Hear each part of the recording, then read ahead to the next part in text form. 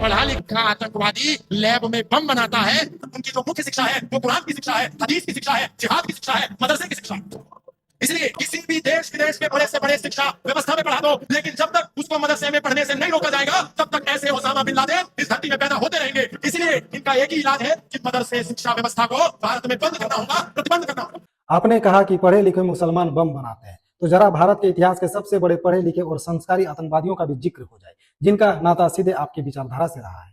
नाथूराम गोडसे, भारत के इतिहास का सबसे पहला और बड़ा आतंकवादी, जिसने राष्ट्रपिता महात्मा गांधी का हत्या की।